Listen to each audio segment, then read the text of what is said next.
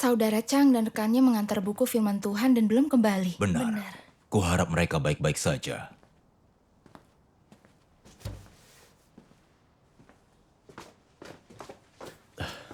Kalian berdua akhirnya kembali. Aku khawatir terjadi sesuatu pada kalian. Tidak apa. Tadi polisi memeriksa jalan, jadi kami memutar. Tetapi kami berhasil mengantarkan buku firman Tuhan. Iya, syukur kepada Tuhan. Syukur kepada Tuhan. Ayo masuk ke dalam. Baiklah. Ini pengalaman pertamaku. Sebenarnya aku takut. Melihat polisi memeriksa mobil di depan, jantungku seperti akan copot. Aku hanya bisa berdoa. Saudara Chang, kau tidak terlihat gugup. Ya, awalnya aku pun takut. Tetapi setelah melihat perlindungan Tuhan, sekarang lebih baik. Kau punya pengalaman di area ini. Bersekutulah dengan kami. Iya. Baiklah. Beberapa waktu lalu, aku menerima surat dari saudara Chow. Pemimpin gereja, seorang saudara dan saudari ditangkap polisi saat sedang menginjil. Tempat persembunyian buku dalam bahaya, polisi bisa menyitanya. Dia dan diaken lain berhubungan dengan orang yang ditangkap, semuanya dalam pengawasan, jadi mereka tidak bisa memindahkan buku. Saat itulah dia menanyakan apakah aku bisa membantu memindahkannya. Iya. Membaca suratnya, batinku bergejolak. PKT menerapkan sistem tanggung jawab 5 rumah tangga di setiap desa dan mengawasi untuk tahu rumah yang dikunjungi orang asing. Saat orang percaya ditemukan, langsung dilaporkan. Saudara-saudari gereja itu baru ditangkap, mata PKT di mana-mana. Memindahkan buku firman Tuhan terlalu berbahaya. Jika ada yang melapor atau polisi menemukan kami, polisi akan menyita kendaraan kami. Dengan buku sebanyak itu, mereka pasti akan menyiksaku. Pasti aku terluka parah atau mati. Jika aku tidak tahan disiksa dan menjadi Yudas, aku akan dikutuk dan dihukum. Tamatlah riwayatku. Namun, jika buku itu tidak cepat dipindahkan, polisi akan menyitanya. Kami tidak bisa membaca firman Tuhan. Benar. Aku tidak boleh berdiam diri dan melihat polisi menyitanya. Aku tak tahu harus bagaimana, jadi aku berdoa.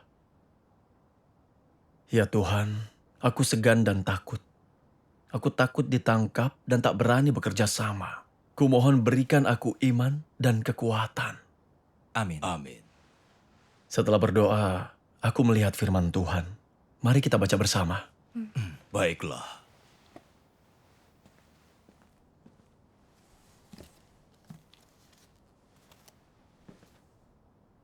Orang yang setia kepada Tuhan tahu jelas ada risiko, tetapi bersedia menanggung risiko dan menghadapi akibatnya dan meminimalkan kerugian rumah Tuhan sebelum mundur. Mereka tidak mengutamakan keselamatan diri sendiri. Bagaimana menurutmu? Mungkinkah orang tidak peduli terhadap keselamatan diri sendiri? Siapa yang tidak tahu bahaya lingkungan mereka? Namun, engkau harus mengambil risiko untuk melakukan tugasmu. Ini tanggung jawabmu. Engkau tidak boleh mengutamakan keselamatan sendiri. Pekerjaan rumah Tuhan, amanat Tuhan itu yang terpenting, yang utama. Amin. Setelah membaca firman Tuhan, aku merasa malu. Saat orang setia melihat rumah Tuhan dirugikan, mereka berdiri dan melaksanakan tanggung jawab meski tahu itu berbahaya.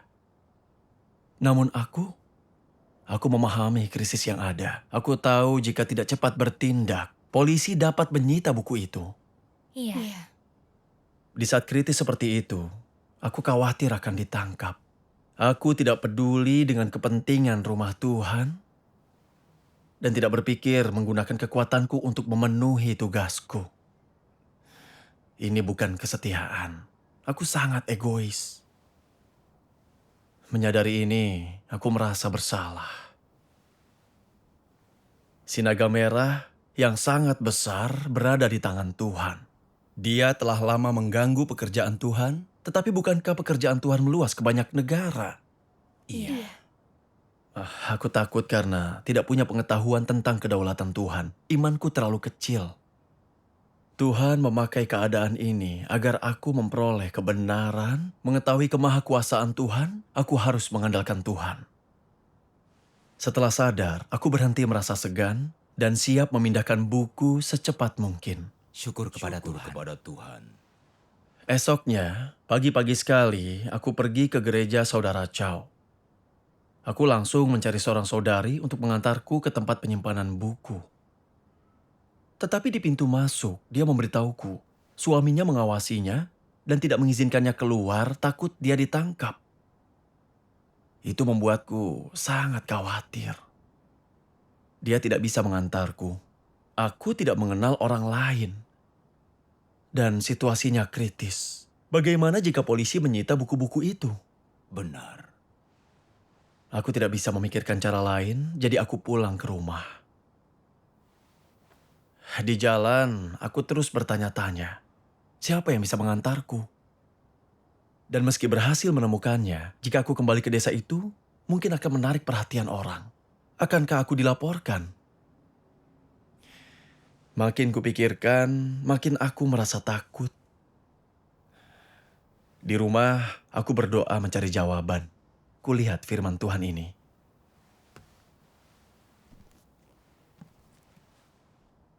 Jangan takut ini dan itu. Engkau bisa tenang di hadapanku. Apapun kesulitan dan bahayanya, tanpa ada halangan, sehingga kehendakku terlaksana. Ini tugasmu. Iya.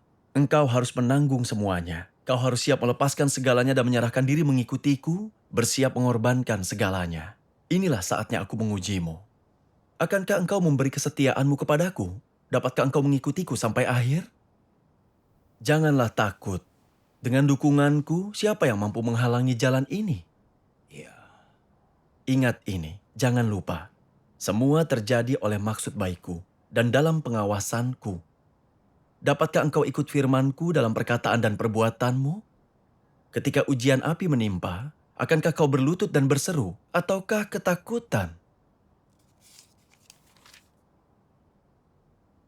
Ketika aku resmi memulai pekerjaanku, semua manusia bergerak saat aku bergerak. Sehingga orang di seluruh semesta berjalan bersamaku. Ada perayaan di seluruh semesta dan manusia diberi semangat olehku. Maka aku membuat si naga merah yang sangat besar itu kacau dan bingung. Dan ia melayani pekerjaanku. Ia tak ingin, tapi itu bukan atas perintahnya. Ia harus tunduk pada pengaturanku. Dalam rencanaku, si naga merah yang sangat besar adalah kontrasku, musuhku, dan juga hambaku. Karena itu, aku tidak mengendurkan tuntutanku terhadapnya. Maka tahap terakhir pekerjaan inkarnasiku diselesaikan di rumahnya. Dengan begini, ia dapat melayaniku lebih baik dan melaluinya aku menaklukkannya dan melengkapi rencanaku. Amin. Firman Tuhan memberiku iman. Tuhan Maha Kuasa. Dia mengendalikan segalanya. Pekerjaan Tuhan ada di negara si naga merah yang sangat besar. Penganiayaannya dapat menyempurnakan umat pilihan Tuhan. Dia tetap tunduk pada pengaturan kedaulatan Tuhan. Tidak dapat menyentuh kita tanpa seizin Tuhan. Iya. Aku menganggap sejak berkuasa, PKT menindas orang Kristen dengan kejam dan memakai banyak cara jahat untuk melenyapkan gereja Tuhan. Tetapi konspirasi itu tidak pernah berhasil. Itu justru memberikan pelayanan bagi Tuhan. Mereka memberi pemahaman pada umat pilihan Tuhan tentang esensi jahatnya menentang Tuhan dan pengetahuan tentang otoritas Tuhan. Tuhan memakai si naga merah yang sangat besar untuk menggolongkan orang. Orang yang dapat makan dan minum firman Tuhan dan setia melaksanakan tugas, yang tidak menyerah pada iblis bahkan setelah disiksa, punya kesaksian pemenang. Namun orang yang takut hingga tidak berani melakukan tugas adalah orang yang tidak percaya yang disingkapkan pekerjaan Tuhan dan akhirnya disingkirkan. Iya. Saat itu aku memahami, Tuhan memakai ini untuk mengujiku. Jika aku terlalu takut untuk melaksanakan tugasku, bukankah aku disingkapkan Tuhan? Menyadari ini, aku tahu aku tidak bisa mundur lagi. Aku harus memindahkan buku secepat mungkin. Jadi, ku bahas cara memindahkannya dengan saudara-saudari. Hmm. Ada 2 saudari lain yang tahu tempat penyimpanannya. Jadi, aku segera mengajak mereka ke tempat itu. Di perjalanan, sarafku terasa tegang dan aku terus berdoa. Di pintu masuk desa, aku melihat upacara peletakan batu pertama. Banyak orang berkumpul di sana. Ini Tuhan yang membuka jalan bagi kami.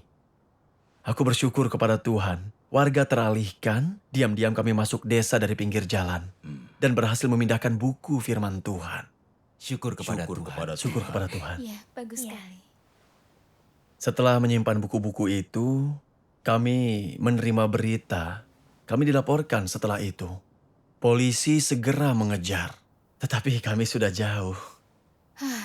Hampir saja. Iya.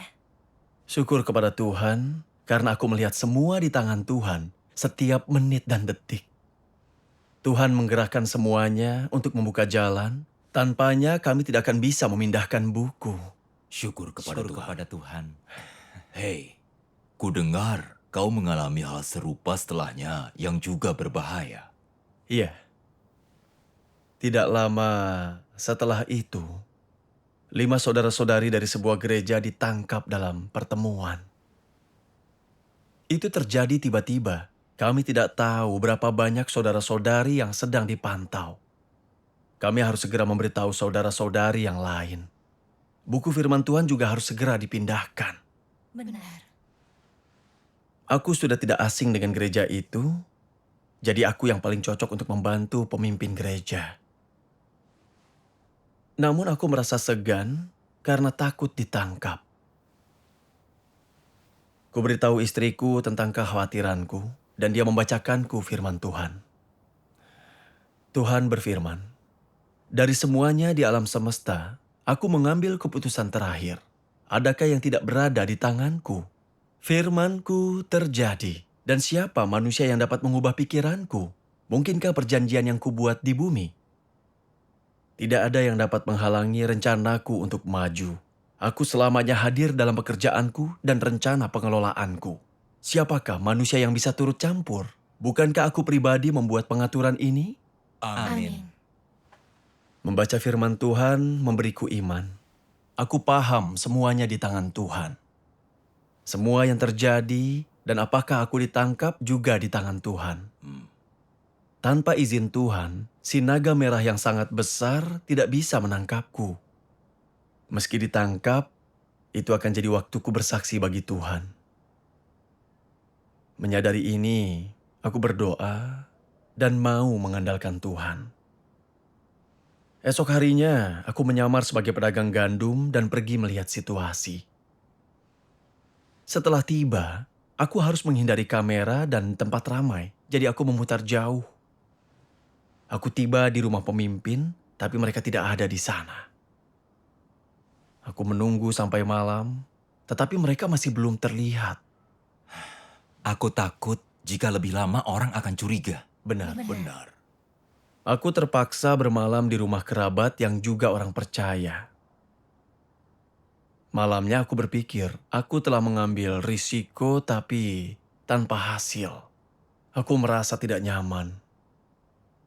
Aku masih harus pergi lagi. Bagaimana nasibku nanti jika tertangkap? Aku tahu aku tidak boleh mundur seperti dulu. Aku harus memikirkan cara memindahkan buku. Tetapi aku juga takut. Aku merasa tugas ini terlalu berbahaya. Jadi aku berdoa. Tuhan, aku merasa takut. Berikanlah aku iman. Meski berbahaya, aku ingin mengandalkan-Mu dan menyelesaikan situasi ini agar rumah Tuhan tidak dirugikan. Amin. Amin. Setelah berdoa, aku teringat satu kutipan firman Tuhan. Naga merah yang sangat besar ini musuh Tuhan. Maka di negeri ini, orang percaya menjadi sasaran penindasan. Karena dimulai di negeri yang melawan Tuhan, pekerjaan Tuhan menghadapi rintangan luar biasa. Dan memenuhi firman-Nya membutuhkan waktu. Maka orang dimurnikan sebagai hasil firman Tuhan yang juga bagian dari penderitaan. Benar. Sulit bagi Tuhan bekerja di negeri Sinaga Merah yang sangat besar. Tapi melalui ini, Tuhan melakukan satu tahap pekerjaannya, menunjukkan hikmat-Nya, perbuatan menakjubkannya, dan memakainya untuk menyempurnakan kelompok ini. Amin. Amin. Dulu aku tidak paham makna kutipan firman Tuhan ini. Tetapi saat ada di keadaan itu, aku melihat praktisnya firman Tuhan. Benar. Sinaga Merah yang sangat besar menentang Tuhan. Sebagai orang percaya di negara Sinaga Merah yang sangat besar, kita pasti akan dianiaya. Tetapi Tuhan memakai penganiayaan itu untuk menyempurnakan pemenang. Inilah hikmat pekerjaan Tuhan. Iya. Dahulu, aku merasa beriman kepada Tuhan. Tetapi dalam situasi berbahaya, rasa segan dan keegoisanku tersingkap. Aku takut tidak mampu menanggung siksaan, menjadi Yudas dan berakhir buruk. Kurenungkan semua perilakuku, aku memikirkan kepentinganku sendiri, tidak memikirkan pekerjaan gereja. Tidak ada kesetiaan atau kesaksian. Aku ada di situasi ini karena izin Tuhan. Tuhan pakai untuk menyempurnakan imanku, memberiku keberanian, agar aku mengalami pekerjaan Tuhan melihat perbuatannya. Iya. Fakta, aku dilahirkan di Tiongkok dan mengalami pekerjaan Tuhan di akhir zaman adalah kasih Tuhan bagiku. Jika aku tidak menderita dan membayar harga, atau gagal memenuhi tugas, tidak ada makna dalam hidupku. Menyadarinya, aku pun merenung. Mengapa aku memikirkan diriku sendiri dalam keadaan bahaya? Apa penyebab utamanya? Iya. Kemudian, aku membaca dalam firman Tuhan. Apa dasar yang dulu dipakai manusia? Hidup untuk diri sendiri. Tiap orang memperjuangkan kepentingannya. Ini ringkasan natur manusia. Iman mereka, pengorbanan, mengorbankan diri untuk Tuhan dan mengabdi padanya, semua untuk dirinya sendiri. Singkatnya, demi mendapatkan berkat. Di dunia, semua untuk keuntungan pribadi. Beriman hanya untuk menuai berkat. Orang meninggalkan semuanya dan menderita demi memperoleh berkat. Ini bukti empiris natur manusia yang rusak. Namun orang yang wataknya berubah berbeda. Mereka merasakan menjalani kehidupan yang bermakna, melaksanakan tugas agar layak disebut manusia, menyembah Tuhan, memuaskan dan tunduk kepada Tuhan. Inilah landasan menjadi manusia. Inilah kewajiban yang ditetapkan surga. Iya. Jika tidak, mereka tidak layak disebut manusia. Hidup mereka hampa, tidak ada artinya. Mereka merasa bahwa manusia harus hidup untuk memuaskan Tuhan, melakukan tugas dengan baik, dan menjalani kehidupan yang bermakna. Bahkan ketika saatnya tiba, mereka akan puas, hidup mereka tidak sia-sia. Amin. Setelah membacanya, aku memahami. Aku memikirkan dan melindungi diri sendiri. Ingin menghindar dan bersembunyi dari keadaan bahaya. Karena aku hidup menurut falsafah iblis seperti tiap orang memperjuangkan kepentingannya sendiri. Falsafah ini menjadi naturku dan mengendalikan pikiranku. Falsafah ini membuatku egois. Aku tidak memikirkan rumah Tuhan. Aku tahu pentingnya buku firman Tuhan dan harus bertaruh melindunginya. Tetapi aku masih memikirkan diri sendiri, dan saat kritis seperti itu, aku tidak mampu melakukan tugasku. Aku ingat, Tuhan yang demi menyelamatkan manusia yang telah rusak, mengambil risiko besar datang ke Tiongkok, di mana dia diburu PKT dan ditolak dunia keagamaan. Tuhan tidak pernah memikirkan dirinya sendiri dan terus mengungkapkan kebenaran. Meskipun kita rusak, Tuhan tidak meninggalkan kita. Dia membimbing kita. Aku pun sadar, aku berutang pada Tuhan dan membenci diriku yang hina. Aku menikmati kasih karunia Tuhan dan pembekalan firman-Nya. Tapi bukannya rumah Tuhan, aku malah melindungi diri sendiri. Aku tidak punya kemanusiaan. Aku tidak layak hidup di hadapan Tuhan. Aku berlutut dan berdoa, Tuhan, aku telah begitu dirusak iblis. Aku hina, tidak punya kemanusiaan. Aku tidak mau begini lagi.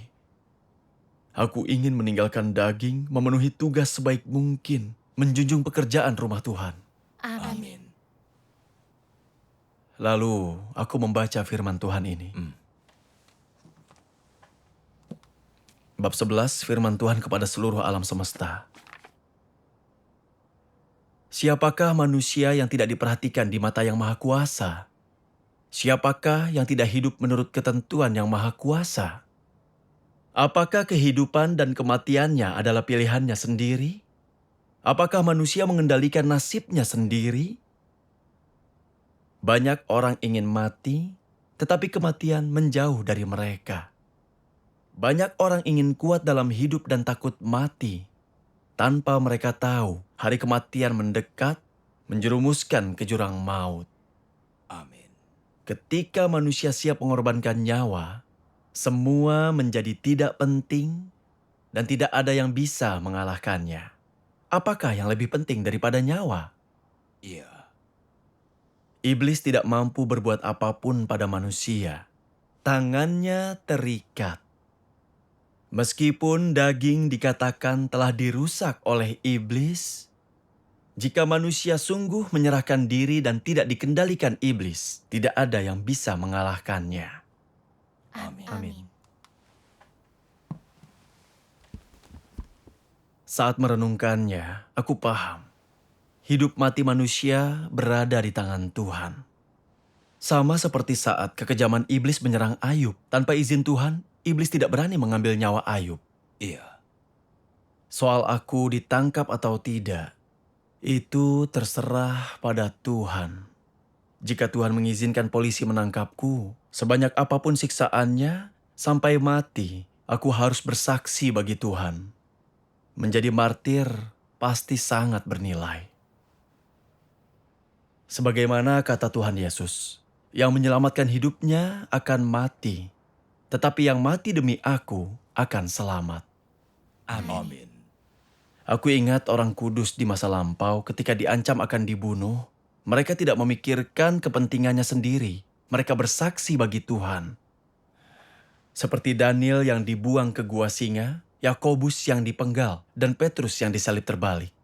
Aku harus tiru iman, kesetiaan, dan ketaatan mereka.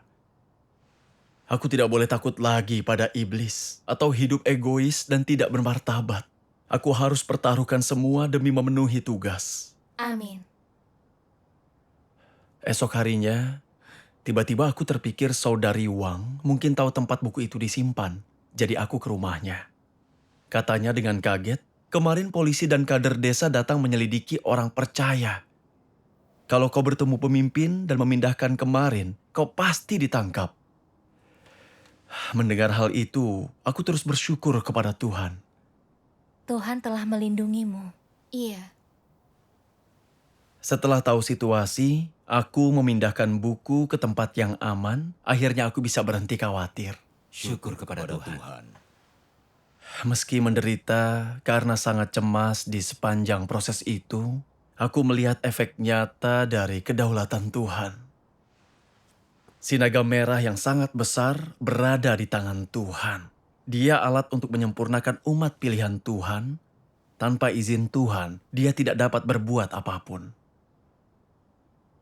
Setelah itu, imanku kepada Tuhan bertambah. Aku juga paham kerusakanku sendiri. Tidak lagi menghindar saat ada pengaruh gelap iblis, dan aku mampu melindungi kepentingan rumah Tuhan. Berkat bimbingan Tuhan, aku telah bertumbuh. Ini tidak bisa kudapatkan di situasi nyaman. Iya. Syukur kepada Tuhan.